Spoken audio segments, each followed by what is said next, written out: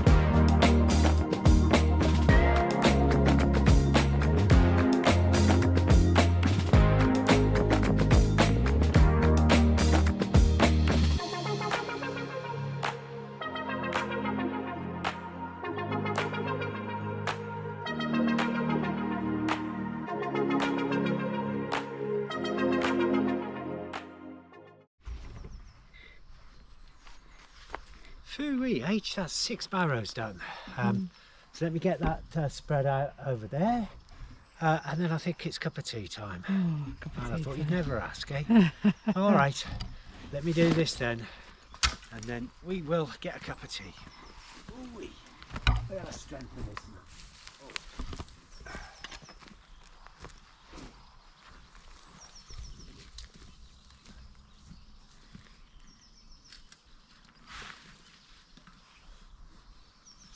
We look like we've got a major molehill problem.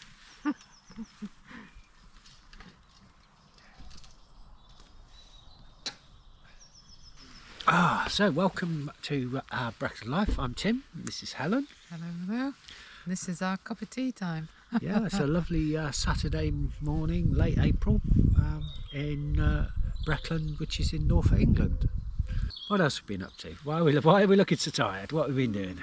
Oh, back in February we had a bonfire of all the winter prunings that we did across the whole garden, orchard, around the pool, around the front, everywhere.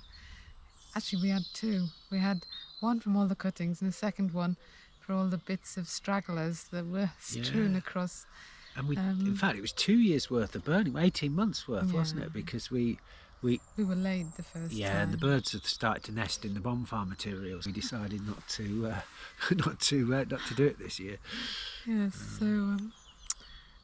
so we have a very large pile of ash, and within the ash is all sorts of rubbish, bits of glass, bits of ironmongery. Mother-in-law's fillings.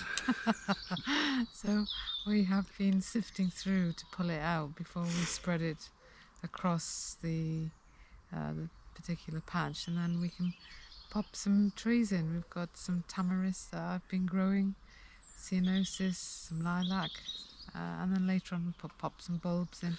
Yeah, because we decided, didn't we, to move the bonfire pile. I mean, where you'll see us working in the video, we've been using that for years, the bonfires, haven't we? And then we decided actually it'd be quite a nice place for a few more trees and shrubs. And it was a bit of an eyesore when you build up all the rubbish during the years. We're about ready now just to rake it, and then we'll plant out. We've got quite a few things that we've grown, haven't we, or that we've dug up that have been growing in the wrong place. Right, I can hear the ash pile calling, and more importantly it's getting close to lunch, so we'll go and do the ash raking, which we'll show you a bit of. We won't show you lunch because you don't really want to watch us eating, and then we'll bring you back this afternoon when we do some planting. We had a bonfire here at the end of February, and we're now trying to move the ash, which has bits and pieces in it, so that we can put some trees, a couple of trees in here, some bushes, and we've moved the bonfire to another field.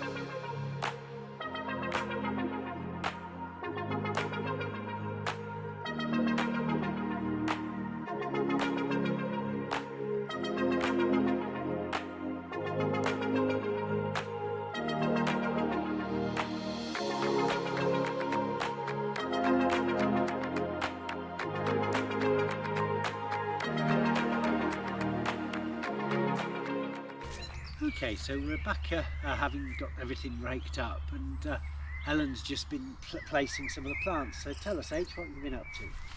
So just looking for some quite dynamic colour. So I've grown about 5 Tamaris. So if I put them in that corner, that should be a real pink display in the spring. At the front here are some Ceanothus. To Ceanothus. Thus. And at the back we've got some lilacs, some cherry tree and a hawthorn. We have got an oak that we're growing, which will quite behind me, some distance away. And then we'll think about what to fill this front end once these have taken root, and then we do need to scatter daffs and snowdrops, things the muntjac don't eat. Well, we'll certainly be able to do loads of, we'll buy a couple of big bags of daffs this autumn and then spend a couple of hours just planting them, and that'll look nice. And the grass will come back as well. So yeah, so we're going to dig these in. I'm just going to go get some leaf mould from our compost heap. Yeah. And I get to dig the holes. Whoopee! Right, here we go.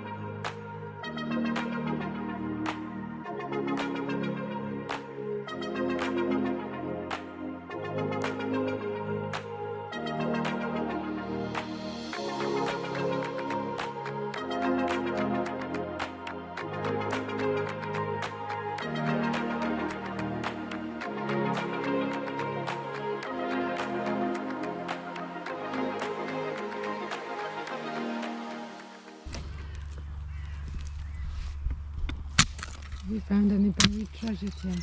No, not yet. We should, at some point, get a metal detector. Yes.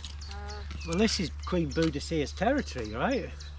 She's zipping across to Thetford on a Friday night, half pissed on a chariot to get some booze from Tesco Sainsbury's.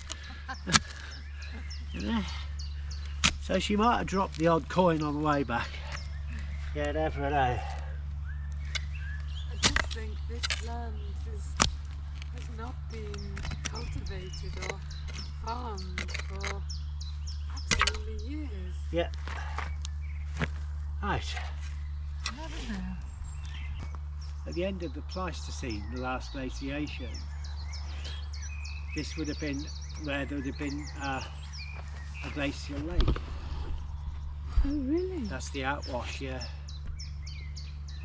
So we don't ever want to go back to the future. No. Yeah. No, it'd be wet and cold. And icy. And icy, yeah. We weren't actually glaciated, but it was the outwash from a great big glacial lake. Oh, And that's why the Breckland has its particular... Parts of Breckland have like striped vegetation where there's, I think it's gorse and then grass and gorse.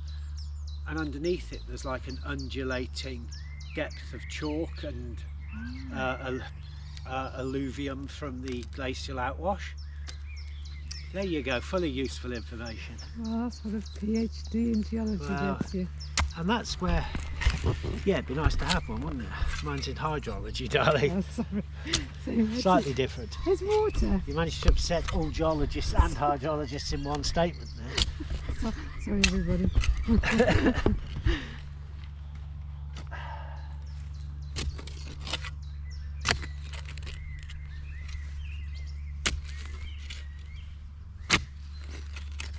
Right. There we go. There's another one.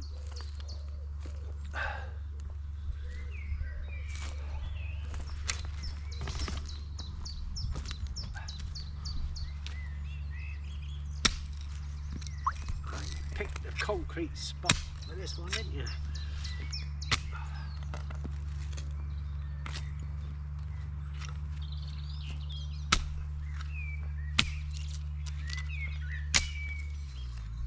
Good exercise for you, darling. Yes, darling. Great.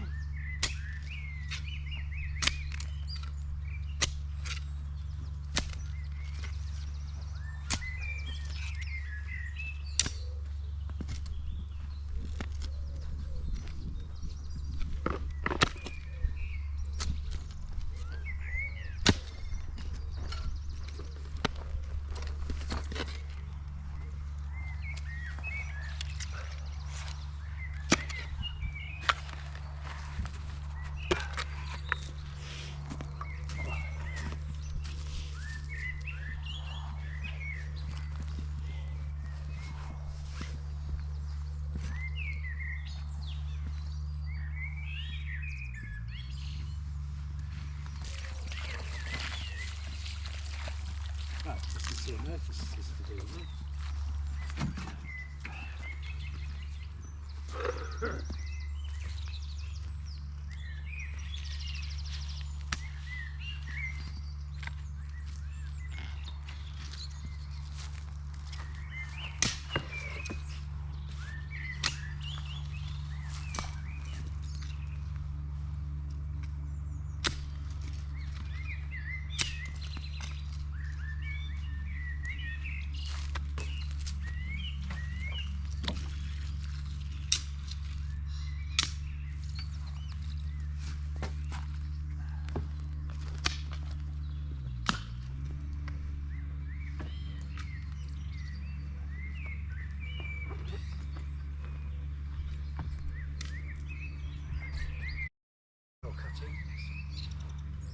These were all homegrown from cuttings. Is that all right?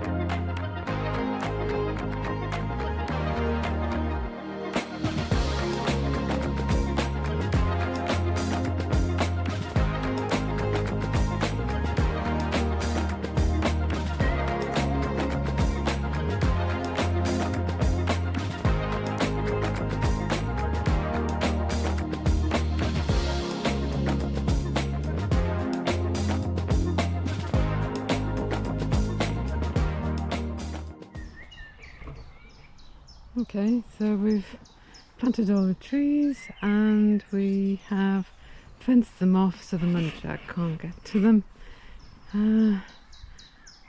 Just wait for the grass to grow, the trees to grow.